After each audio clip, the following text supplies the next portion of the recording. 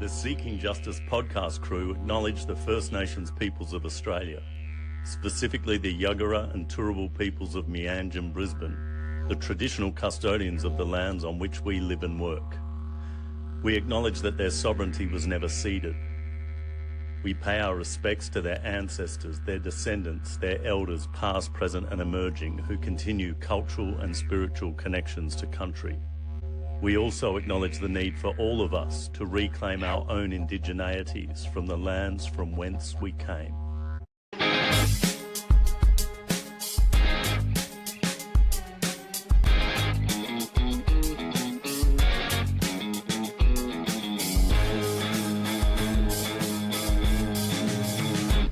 Welcome to the Seeking Justice podcast. I have a very excellent guest I'm excited to introduce from the wonderful state of Tasmania, Peter George, who is the independent member for the Division of Franklin in the upcoming, or independent candidate, I should say, soon to be the independent member for the Division of Franklin, another campaign for the Franklin.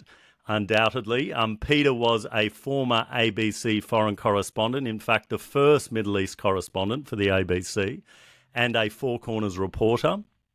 And he is the community independent for the upcoming federal election for the Division of Franklin, which is currently held by the Labor MP Julie Collins, who's the Fisheries Minister, amongst other things. Peter was a founding member and is president of the Neighbours of Fish Farming, NOF, who has, in a David and Goliath battle, taken on the behemoth Tasmanian salmon industry with all of its fishy corruption and other things, which we will talk about.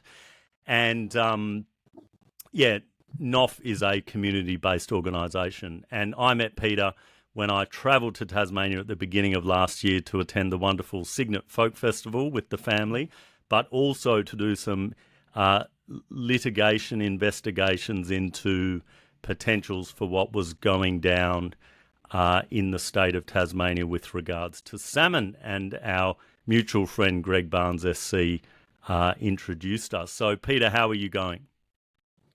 Well, I'm still standing, both metaphorically standing as a candidate and still standing on my hind legs. Look, I was a reporter on the steps of Parliament House when Gough Whitlam was sacked. I covered a lot of the Whitlam years and Fraser years as a political reporter. And I always thought in those days, we are talking about the 70s, and I used to think in those days it was great to be a federal political reporter, but God knows who would want to be on the inside looking out. Yes. And here I am, all these years later. It's exhausting. It's exhilarating. You get an amazing amount of abuse, yes, but you also get an incredible amount of loyalty and trust placed in you. So how am I going? You never ask the candidate that, because one day they think they're a total disaster. The next day they think they're a complete winner. I'm somewhere between total disaster and complete winner. Excellent. And as you should be, it's a bit of a bipolar roller coaster, isn't it, running? I certainly remember the exhaustion when I ran in Dixon against Peter Dutton in the 2019 election, which was meant to be a 6-week campaign that I signed up for, but because Peter knifed Malcolm and Scott knifed both of them, it turned into a 10-month odyssey, unfortunately, and it was very yes, I needed a lot of cowering in fetal position in Hawaii after that to what do you call it? Detox from Twitter, actually. Yeah. Well, I'll take advice on where to go. Yes. Well, you're in a beautiful island state at the moment, notwithstanding some of the dodgy practices we're going to be talking about, which I want to get to soon. But I also, that's fascinating in terms of your history covering federal politics. And just incidentally, I recently saw, and I wrote to the Prime Minister on behalf of a couple of young professionals I've been in contact with in Gaza about, offering visa pathways and whatnot. But one of the things I was amazed to find out about our former Prime Minister, Bob Hawke. I never realised that he was involved in a public disagreement with then UK Prime Minister Margaret Thatcher about imposing sanctions via the Commonwealth Heads of Government on apartheid South Africa. Were you aware of that? No, well, I was sort of course, I was much more aware of Malcolm Fraser's very strong view Yes. as head of the Commonwealth. I was also very aware of Margaret Thatcher's determination that there shouldn't be sanctions against the apartheid regime. But no, I do confess I wasn't so aware. I mean, I was much more well aware of Hawke's policy towards the Middle East, which is where I was based at the time during his tenure. And how did you become the first Middle East correspondent at the ABC? Is that right? It was just a conversation. The ABC had covered the Middle East, weirdly, from London, as it covered Africa from London for a long period of time. And in 81, I think it was 81 and 82, I ended up spending a large amount of time doing a lot of stories out of the Middle East. And I complained to my chief correspondent, Ian McIntosh, at the time, and said, I might as well be bloody well based here. I'm spending such a long time away from home. He said, that's a good idea. And within 12 days, the ABC had made a decision that there was going to be a Middle East bureau, and that was me. So I started off doing a lot of work out of Beirut, but with all there was a lot of kidnapping going on at the time. Yes. And when we realized that I was probably the last sort of correspondent based there who was clearly Anglo. Wow. And started feeling a little bit exposed. I mean, I had always worked on the idea that Australian passport would help me because we were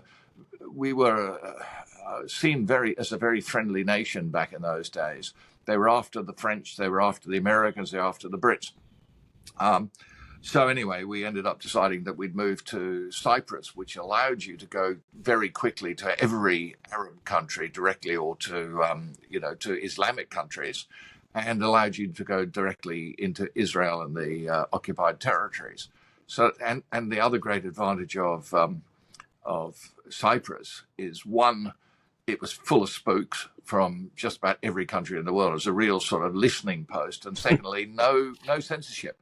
So you could fly out from any of those Arab or Israeli countries which had fairly strong censorship and file your material from there. Amazing. So there you go. And That's how my long? history. Yeah, it's incredible. I mean, I think Cyprus is still a bit of a listening post, isn't it, with the UK base there, and it's got full of those golf balls and antenna and so on. I had a friend who was I used to introduce. He's from the British High Commission. I used to introduce him to everybody, saying, "This is my friend Morris from MI5." And after about 2 years, he said, "I wish you'd stop telling people what my job is." I thought it was a good joke. Yeah. And so, how long were you stationed over there? About a decade, I suppose, somewhere around a decade, and then I made a very bad decision. My partner was a producer, and we got offered a job based in London with Channel 10, and she was going to be the producer, and I was going to be the reporter. Right.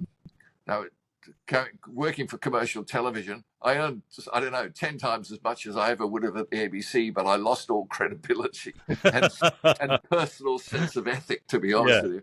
So that didn't last for very long. I'm delighted to say I was sacked. Oh, yeah. A badge of honour, no doubt. It was a badge of honour.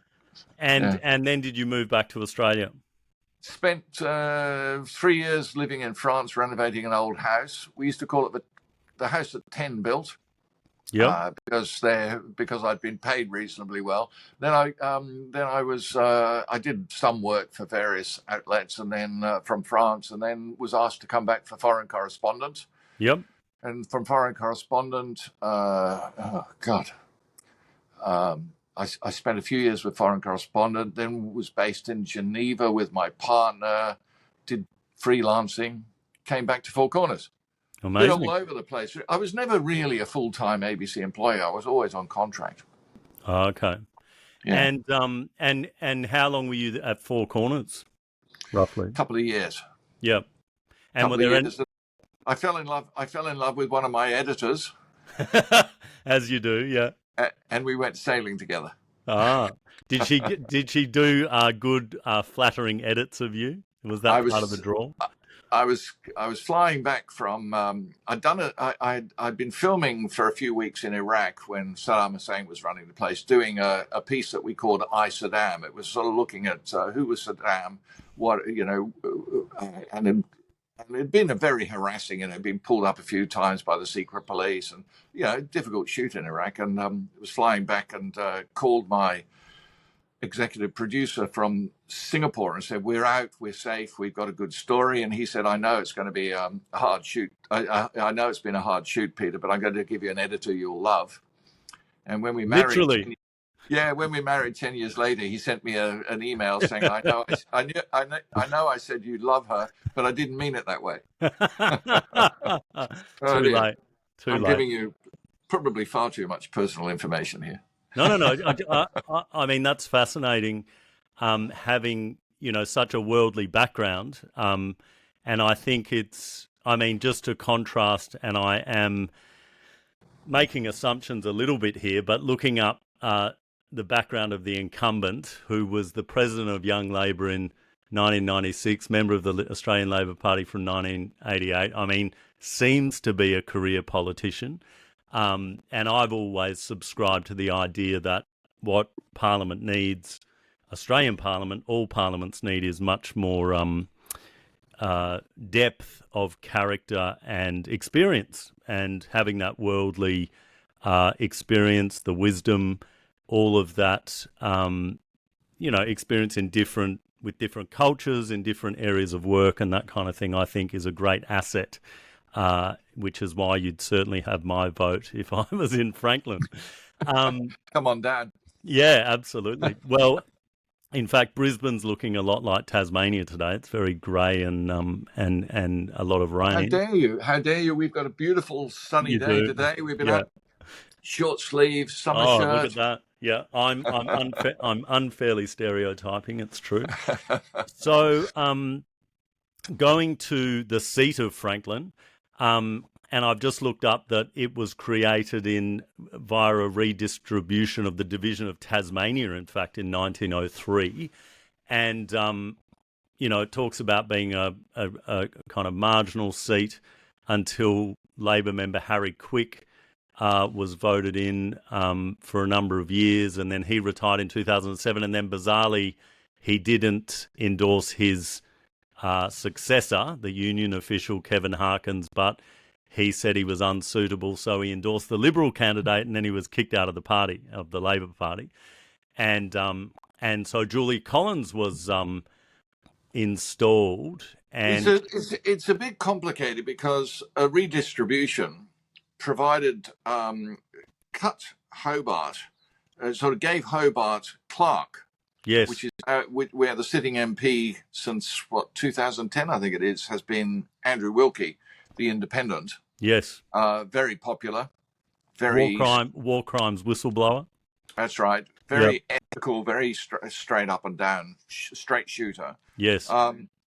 So Franklin's a strange division because we've got the eastern shore of Hobart, which has got about 60%, 65% of the population of Franklin. Yes. So, and that's a very broad social, a broad spread of society there, from sort of Risdon Vale, which has always tended to be a bit of struggle street, but is in fact emerging as a place of choice to live. Bellreeve, relatively wealthy areas down on the South Arm near the waterways, and then you cross the bridge. The Tasman Bridge into Clark, so that's the eastern side.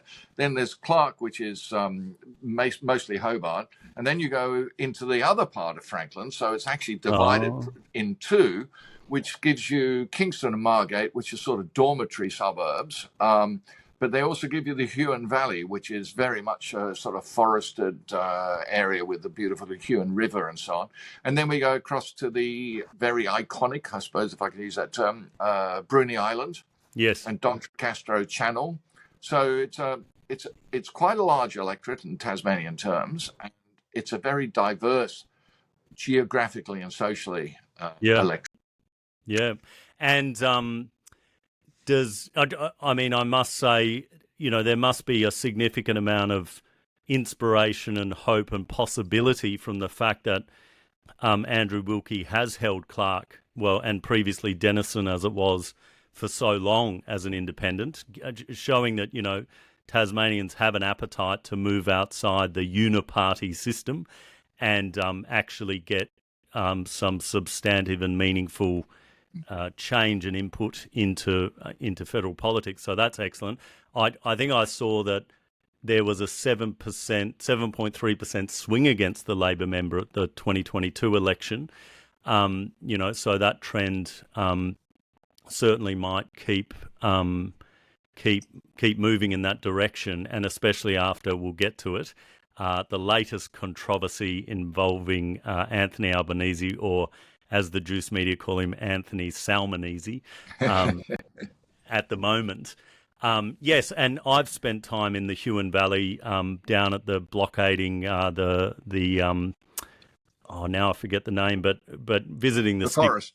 The Styx Valley when it was the Greenpeace had the Global Rescue Station there. I spent a couple of summers down there, including driving around in a bright pink Holden Ute, which confused a lot of the locals because they thought it was a cool. They thought it was a cool car, but they couldn't understand the colour scheme. And my friend had been an AFL footy player, so it was all a bit difficult to comprehend. And I lived in Tassie and worked for the Wilderness Society down there, and that. So it's definitely got a strong place in my heart. And reading Richard Flanagan's devastating book, Toxic, about the salmon industry, which I'd read when I first met you down there. So interested in what has inspired you to run for politics, and why run as an independent. Okay. I spent about 2 years looking for someone younger than me, preferably female because of gender balance in Parliament, who would stand, because I felt you have to seize the day.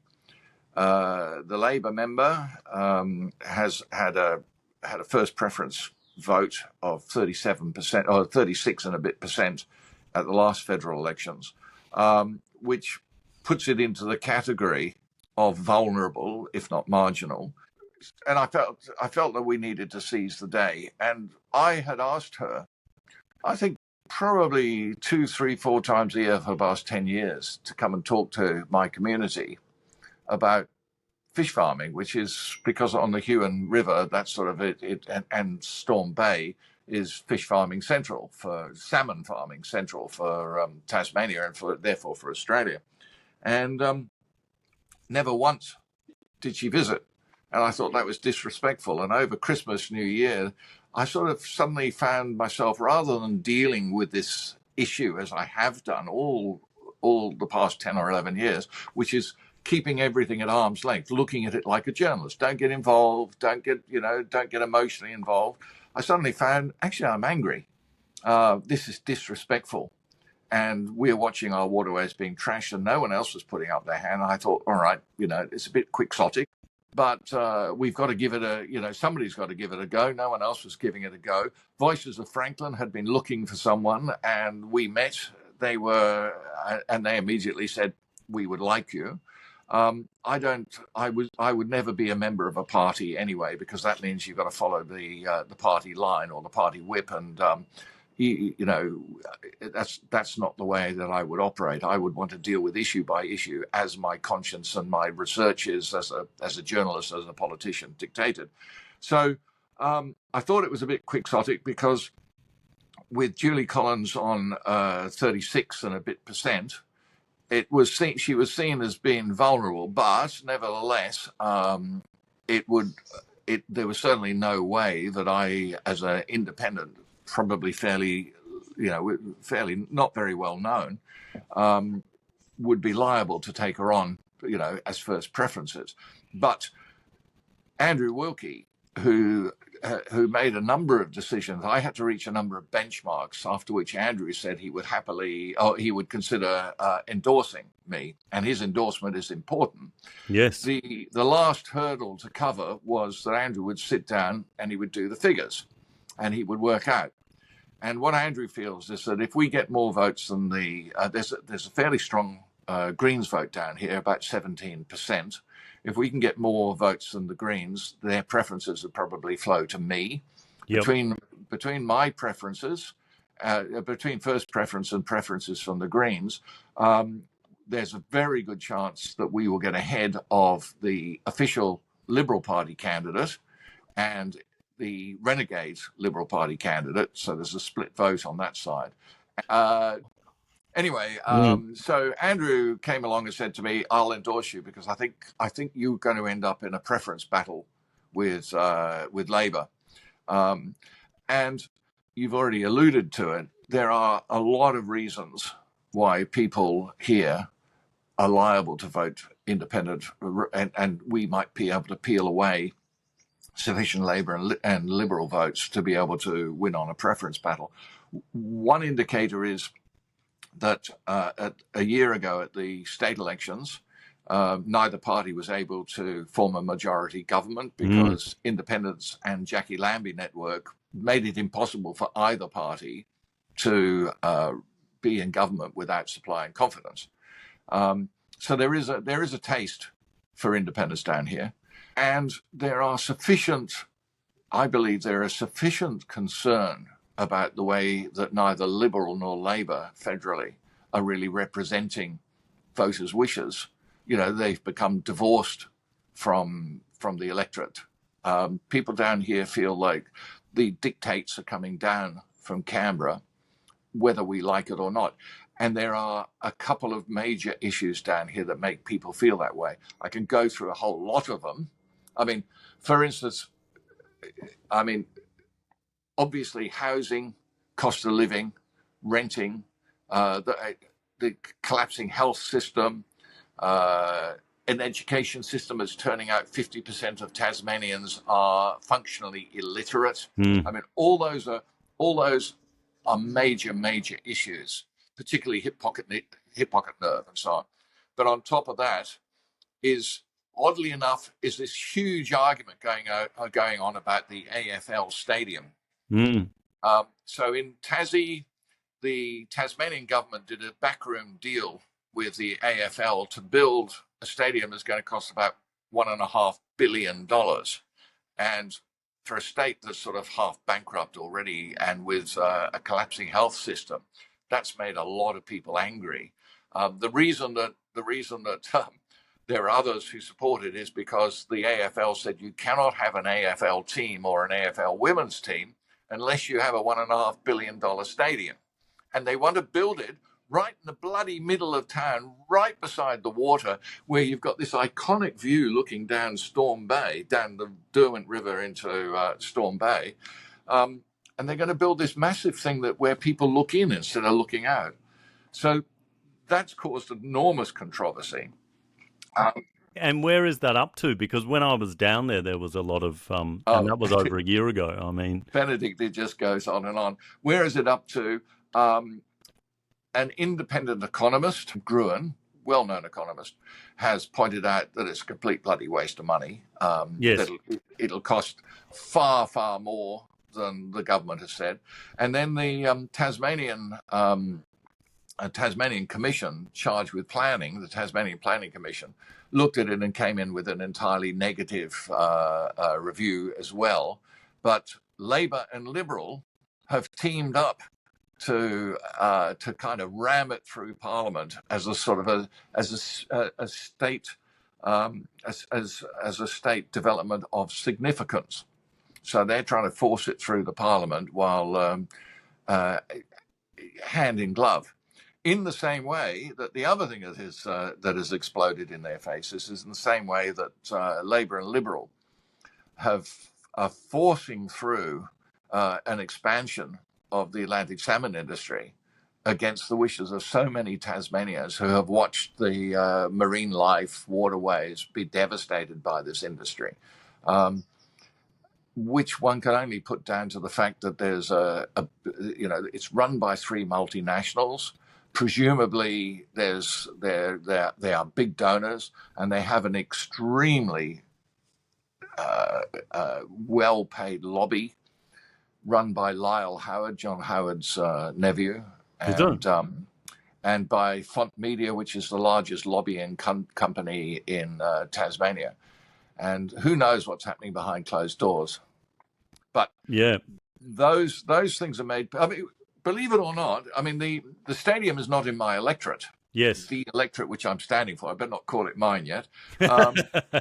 It's actually in the electorate of Andrew Wilkie, who's also against it. Yes.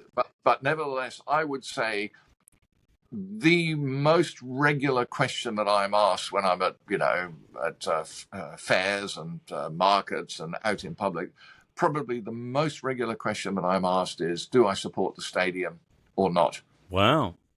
So there's that much public outrage and opposition to it. There's great antipathy amongst, particularly up north, yes. where there's a very strong backing for love of AFL up north, but it means the poor bastards up north are going to have to drive 3 hours south to Hobart, park their cars with their families, go and spend 2-3 hours in the stadium, and then drive home at night or pay $500 a night for accommodation.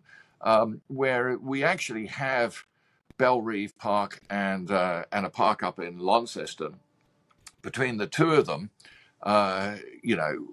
we could spend a fraction of that amount of money, and improve those stadiums. I mean, the stadium is in the wrong place, and it's costing too much. And when you've got a housing crisis, my argument is we'd be much better off turning that into, you could get 1,000 dwelling units there, and if you worked it on the Scandinavian model, you'd have 1,000 units which would cater for all classes or levels of society, from the wealthy through to the people who are needing homes and so on. We could actually make an iconically Tasmanian, Australian beating social development down there, in the most beautiful, with parks and commerce and education and all the things you need to build a proper society, a proper community. Yeah, and that could be a prototype then to roll out around the country. Absolutely. Unfortunately, there's just not that level of, even the most basic level of imagination or innovation in the uniparty. I was going to say the reason people probably feel like the dictates are handed down from Canberra is because they are. And I just think it's so unconscionable that the local member would not even turn up to talk to you people because of the sense of, I don't know, security, arrogance, Look, entitlement. Benedict, we wouldn't monster her. We're, civilized community. It's the lack of respect. Yes. And it's also, incumbency. Yes. Which allows you just to sort of shrug off what you don't want to deal with.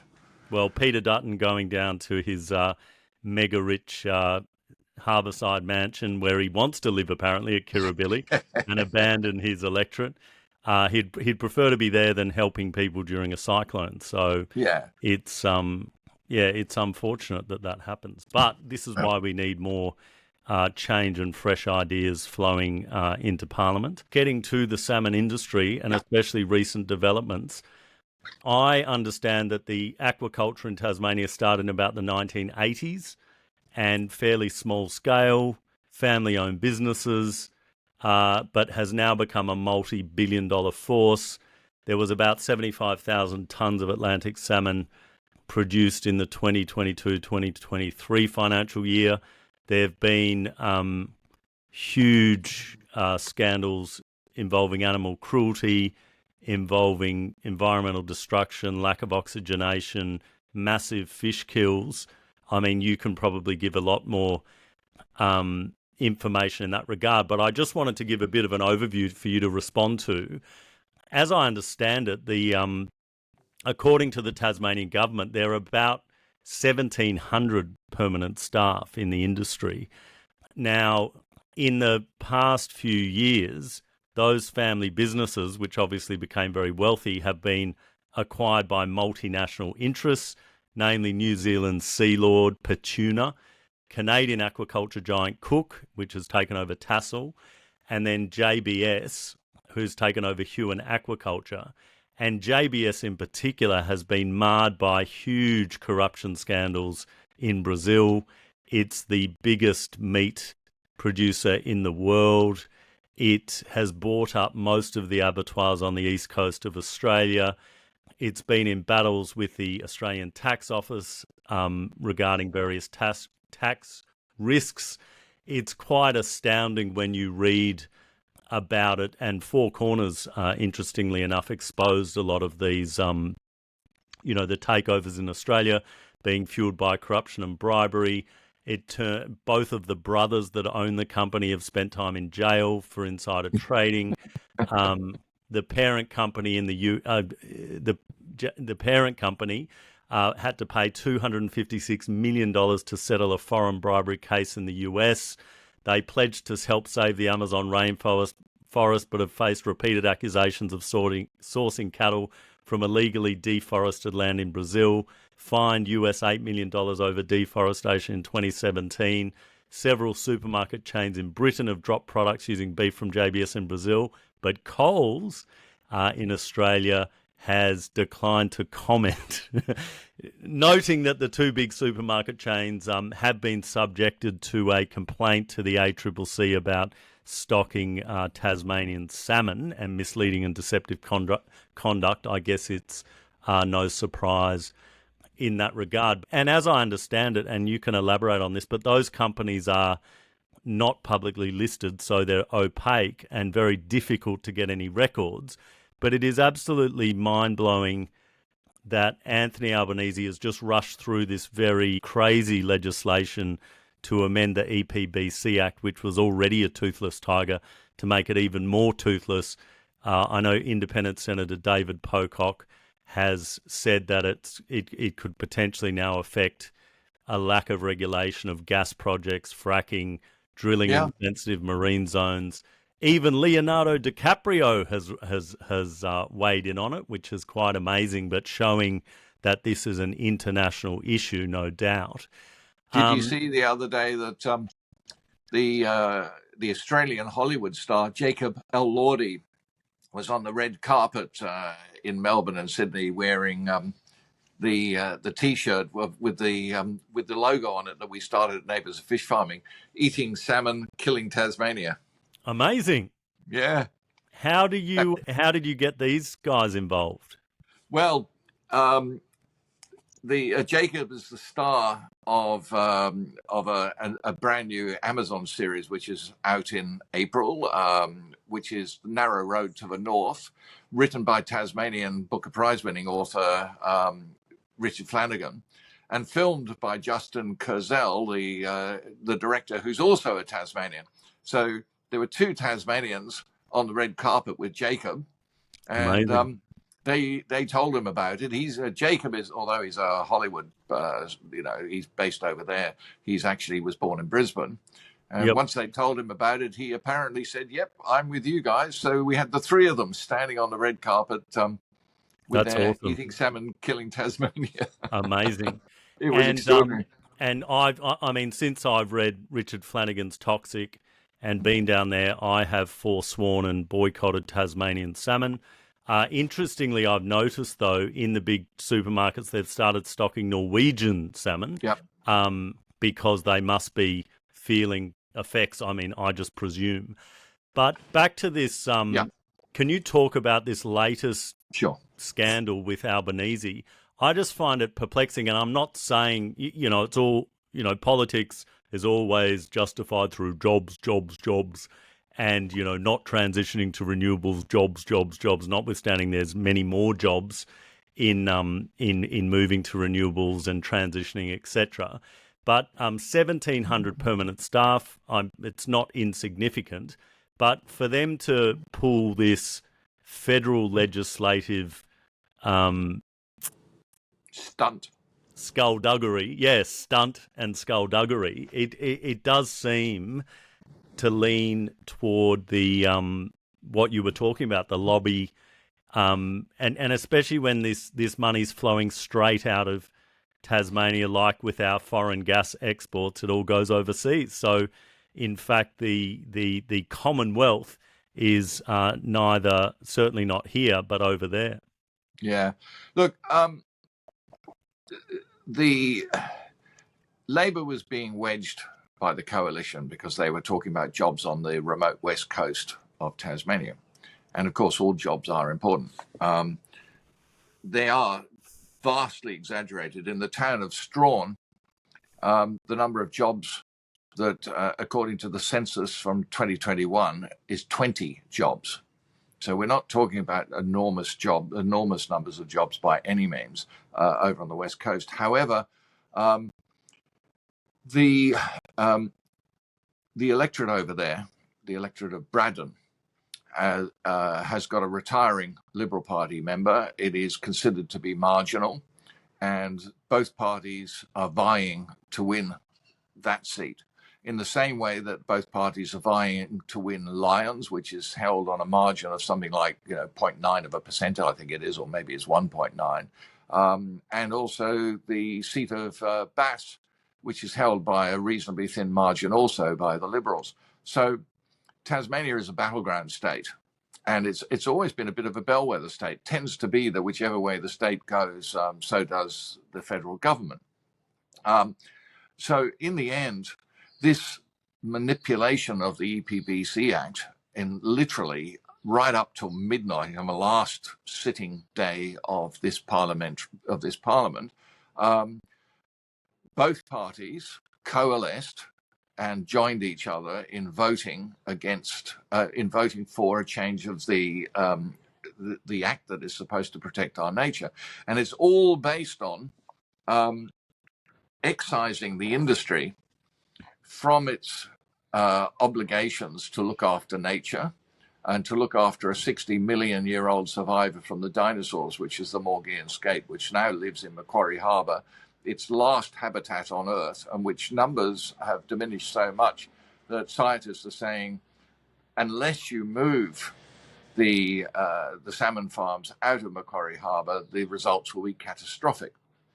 Now, the industry has squealed and lobbied because it's cheap to produce salmon over there, because the harbour, which is something like 7 or 8 or 10 times bigger than Sydney Harbour, has an interesting mixture of fresh water on top and seawater underneath. And because of this strange mixture of water, it means they don't have to worry so much about lice. They don't have to worry so much about diseases and so on. So it's actually cheap to produce the salmon over there, but only about 10% of the salmon that comes, Atlantic salmon, that comes out of Tasmania comes from those waters. So the lobby pressed the government to introduce to excise the industry, which is strange because they probably wrote the legislation. They probably wrote the legislation. It's interesting. This is an industry that says it is sustainable and nature friendly, and yet they have to be excised from the environmental laws so that they cannot be blamed for the damage that they're doing to a World Heritage listed part of Tasmania. I mean, this is truly venal. And I was interested to hear. Now, I don't know if this is it came from another party, but what Canberra's like. It's full of sort of people talk across the parties all the time.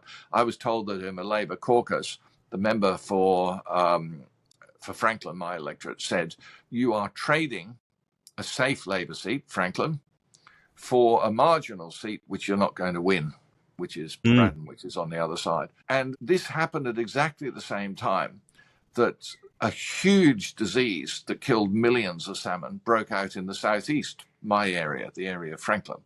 And we started getting fat globs of dead salmon and dead salmon flesh washing up on all our beaches in the middle of extraordinarily good weather. And the acknowledgement that the industry is dumping tons of antibiotics in feed into these open net pens. So of course it means that anybody catching fish, any wild fish anywhere near these pens, likely to end up catching fish with antibiotics in them and developing antibiotic resistance, of course. So these things have all come to a head at the one time, and in Franklin have caused enormous amount of anger. Wherever I go, particularly in areas where there's surfing beaches, swimming beaches, where there are recreational fishers, commercial fishers, anyone who loves the waterway, and Tasmanians use the waters a lot, is furious with this. They're furious with the industry for the disaster that they're causing. They're furious with the government for giving the industry a get-out-of-jail-free card. And you're right.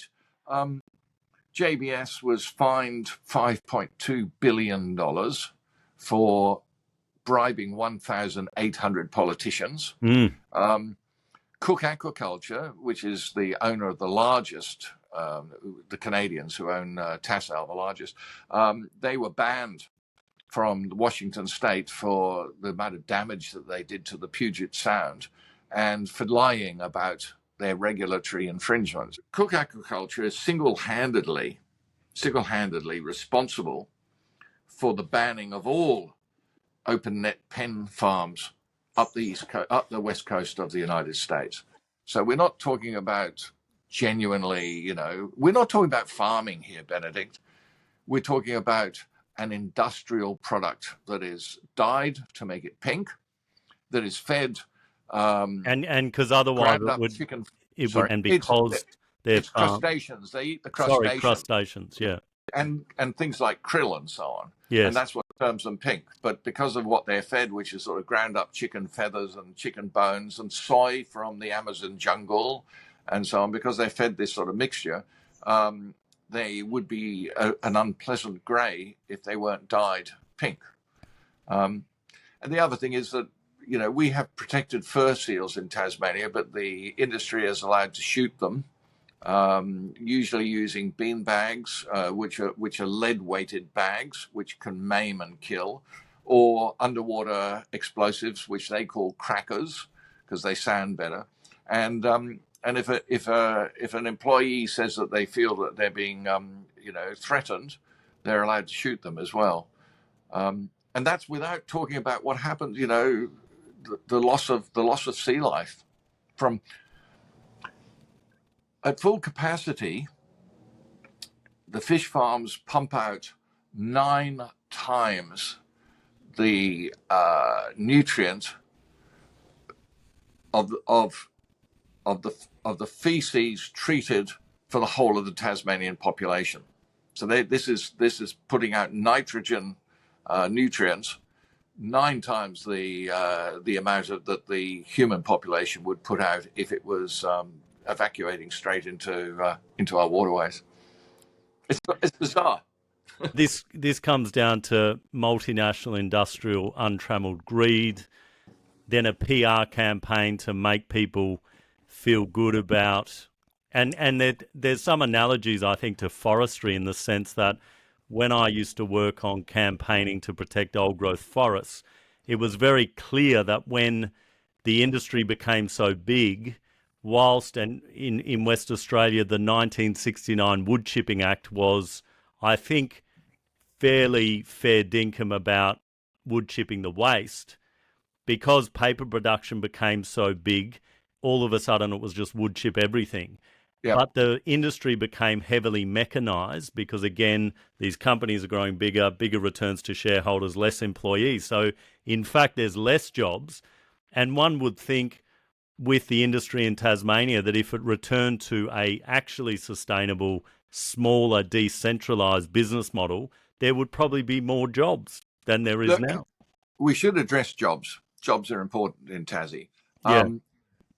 And as I say to anybody, I was at a protest, asked to address a protest the other day, and there were about a dozen hecklers, and I went up and chatted to them later on. Yep. And, they're afraid for their jobs and they see us as an enemy. But the truth of the matter is, we have warming waters in Tasmania 4 times faster than the global average. The waters are already so warm that the salmon are basically stressed during summer and therefore much more vulnerable to the disease which is killing them at the moment. Secondly, these waters are warming so fast that within 5 to 7 years, this industry will no longer be profitable. Salmon just won't be able to be, no matter how hard they try to breed salmon that are going to be more or less susceptible to warming waters. They're never going to get there. Thirdly, if these companies weren't getting away with using our public waterways for less than $2 million a year when they're a 1 point something or other billion dollar a year industry, they could be encouraged, if not forced, to move out of the water and onto land, which is around the world about $4 billion has been invested in land-based fish farming. That's doable. That's if you're prepared to have industrial fish farming of any kind, which would upskill fish farm workers would learn new skills because they'd become more technical. And the last point I want to make is that the government is already spending $38 million a year in subsidizing the industry in Macquarie Harbour. That money could go to retraining and helping people develop small industries, small business. There are other ways of doing it. And Tasmania is desperately short of tradies. We need new chippies, we need plumbers, we need sparkies, we need builders, we need nursing, we need carers. There are so many other jobs which people could transition to. They're going to have to transition. We can't go on destroying the waterways. The waterways are getting too warm. The social license, something like 72 or 75, 77% of Tasmanians already feel that the fish farms should be out of our vulnerable waterways. We've had a primary industries minister saying that the industry has lost its social license. Things have got to change. We can't go on doing what we've always done in Tasmania, which is selling out the place, initially selling it out to something small and then allowing the whole thing to grow so big it becomes destructive. We can't keep doing that. And we certainly can't keep selling off our waterways to multi-billion-dollar multinational companies.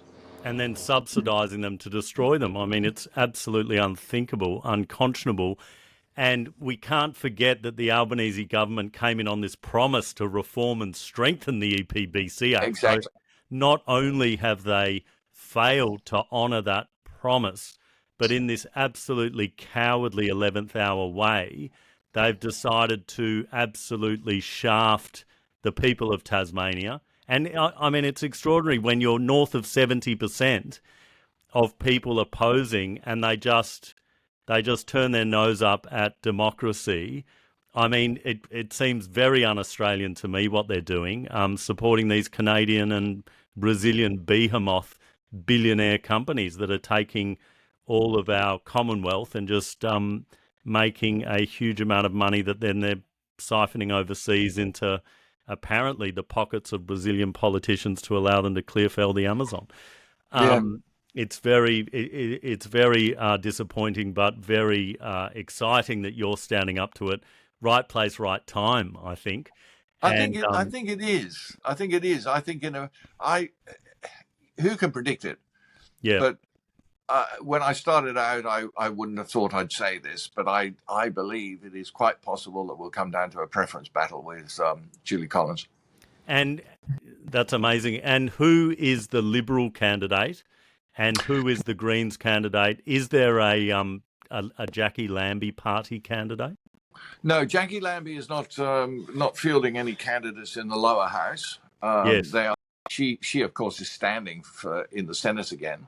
So the Greens have got a very nice young man called Owen Fitzgerald, who was a leader of a lot of the school climate protests. Lovely bloke.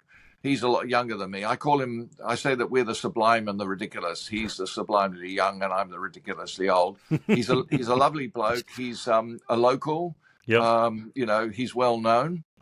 And I've said to him, I don't think I'm standing against you. I'm simply standing for, I'm just not a party person. Yes. Josh Garvin. He might get the TikTok vote if he's that young. Probably. Lovely bloke, very honest, very straight up and down. Josh Garvin is the Liberal Party candidate, about whom I know very little. I think he's in his early mid-20s. As far as I can tell, the Liberal Party's hardly contesting this election. They've allowed Labor just to sort of hold on to the seat for the last 17, 18 years and hardly bothered challenging it. And then it's interesting because the vote will be split with Liberals. There's a guy called Brendan Blomley, who is the mayor of Clarence, which is the eastern shore of Hobart, who resigned from the Liberal Party for a year or so back,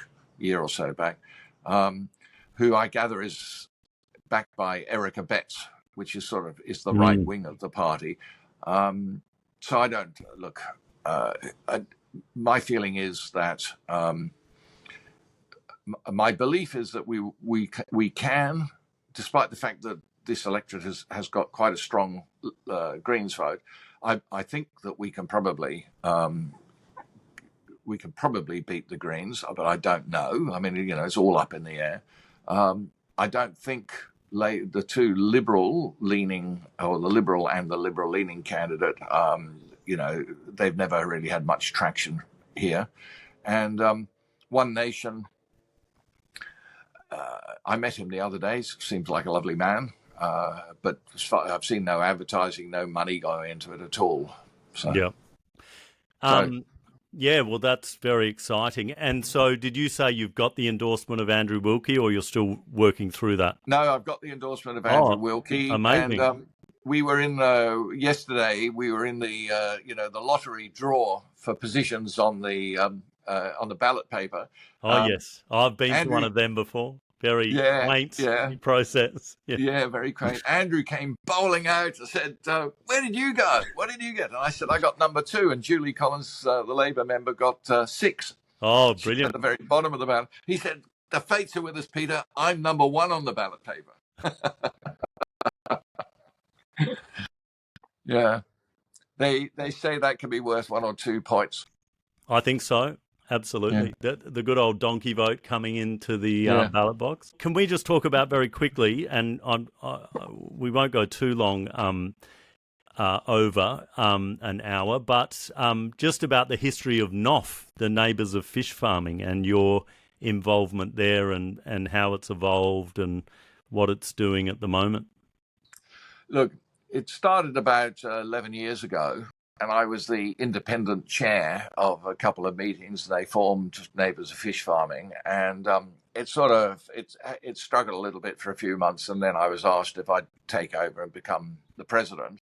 And we called ourselves Neighbours of Fish Farming because we actually saw ourselves as neighbours. We thought, naively, as it turned out, for a Four Corners reporter, the industry was not really interested in talking to us. They're quite interested in keeping us silent. It took me a year or two to realize that we were going nowhere. And the only way I can forgive myself for that is that Richard Flanagan, who wrote Toxic, the rotting underbelly of the Tasmanian salmon industry, he took 15 years of trying to talk to them to reduce their impact before he got around to writing his book. Yes. So we just decided we would be neighbours of fish farming because we could be good neighbours. It took about 2 years for me to realize that we needed to become the neighbors from hell. And, yes. And then what was fascinating was that the industry just closed down on us. And I think this is their biggest mistake because it's got worse since the multinationals took over. Because what they did was they formed this lobby group called Salmon Tasmania and just slammed the doors shut in our faces. And I think this is the biggest mistake they've made. If they'd come and talk to us, about really basic stuff like the noise and light that 24 hour a day, diesel generators and pumps and operating, that I know people who sleep with earmuffs on. I know people who go to the loo at night time and they don't need to turn the lights on in the house because there's so much light coming from the fish farms and the ships out there and so on. So once it became clear they were not interested in talking to us, and once it became clear that they would not share any information about the impact they were having on our marine life, then it became a sort of a job of slow investigation. Then Richard wrote Toxic. The industry wrote that off as just another article, having go at them. They didn't realize what a huge impact it would have. And we've gone from being a small community organization meeting once a month to the fact that we now raise enough money. We have a full-time campaigner. We support independent organizations in at least 6 parts of Tasmania. Each one of them, we provide the sort of the energy and the information that allows them all to operate. So we collaborate, and it's given us enough money to be able to take our logo, Eating Salmon, Killing Tasmania, to billboards across New South Wales, Queensland, and Melbourne. But it's a big ask. We're up against a behemoth, as you said.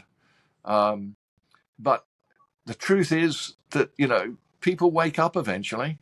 And while I won't ever say that we have ever got one fish out of the water as a result of our actions, what we have done is we've ring-fenced the industry. It's now become virtually impossible to expand politically because of the groundswell of opinion. Yeah. Does that answer your question? Absolutely. And it all comes back to consumer power, because just like democracy, people think as an individual, I can't make a difference, so there's no point. But if everyone went, oh, I'm not buying Tassie salmon anymore, that's you people viewing and listening. Yeah. And let me just say to you that if you're eating salmon today, if someone is eating salmon today, the odds are that it is diseased salmon. Disease is called Piscis rixatia. It's the disease which has killed more than a million salmon. But for one reason or another, the national laws for food safety have made a decision that it's not dangerous to. It's not apparently dangerous to human health. But hey, if you want to eat a diseased animal, go and make yourself a salmon steak tonight. Yeah. And there's plenty of other options, and people should really read Toxic by Richard Flanagan. It's a fascinating book, and and definitely get into that. And people should also definitely, even if you're not in the electorate of Franklin, but especially if you are or you have friends or family there, you should check out petergeorgeforfranklin.com, and there's a lot of great information there, including the issues that you're campaigning on. I can see environment, forestry, honesty and openness, and then in terms of being a collaborative member of Parliament, and renters' rights and housing and all of the really important issues. And we can't forget that the reason that we're in a housing crisis is because the Uniparty, the 2 major parties, have done nothing for, 2 decades. Absolutely. Absolutely right. It's the lack of what they've done rather than what they've done that actually bothers me most very often. Yeah, absolutely. And they shouldn't be gifted the power that they're given as our employees, but that they take for granted and that they abuse. And just finally, with these horrid new laws that have been passed to completely contravene and breach the Albanese government's election promises from the last election, but then also destroying the very weak environmental protections we already had.